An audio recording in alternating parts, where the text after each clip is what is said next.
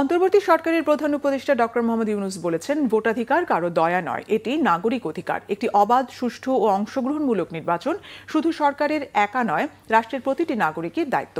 তিনি আরও বলেন, অন্তর্বর্তী সরকার যে সংস্কার করেছে তা বাস্তবায়ন হলে আগামী বহু বছর পর্যন্ত দেশ নিরাপদে চলবে। তাই সংস্কার বিষয়ে গণভোটে হ্যাঁ সূচক ভোট দেওয়ার আহ্বান জানান তিনি। মুহিবুল্লাহ মুহিবের রিপোর্টে বিস্তারিত। 7টি টিভিসি নির্মাণ করা হয়েছে। ত্রয়োদশ জাতীয় সংসদ নির্বাচন ও জুলাই জাতীয় সনদ নিয়ে গণভোট বিষয়ে প্রচারণা উপলক্ষে ভোটের গাড়ি সুপার ক্যারাভ্যান উদ্বোধন করেন প্রধান উপদেষ্টা ডক্টর মোহাম্মদ ইউনূস। ভিডিও কনফারেন্সে প্রধান উপদেষ্টা ডক্টর মোহাম্মদ ইউনূস বলেন, নির্বাচনের দিন পর্যন্ত 64টি উপজেলায় 10টি ব্যতিক্রমী ক্যারাভ্যান চলবে।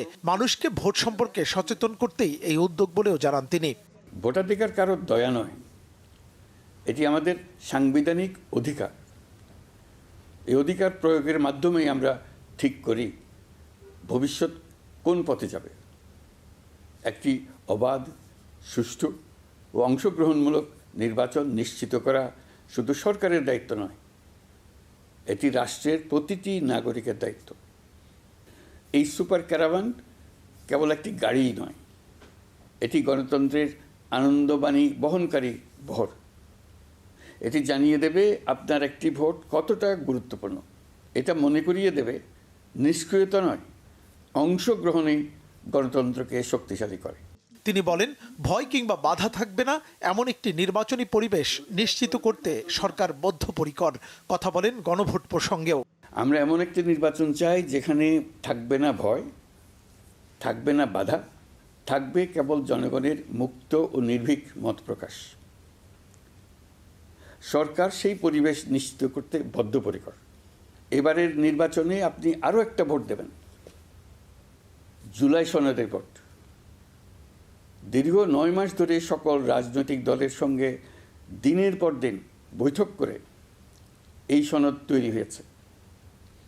এই সনদ দেশের মানুষ পছন্দ করলে দেশ আগামী বহু বছরের জন্য নিরাপদে চলবে বলে আমার দৃঢ় বিশ্বাস।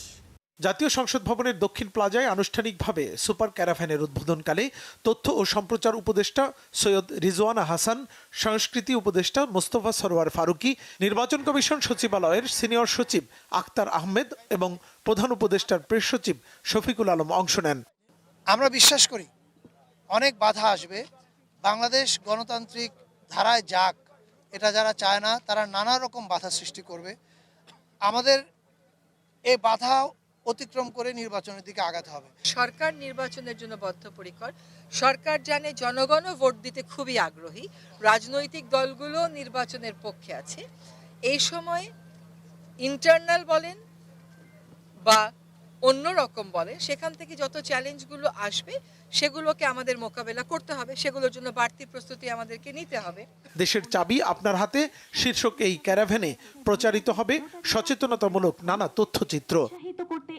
মুহিবুল্লাহ মুহিব, বাংলা ভিশন, ঢাকা।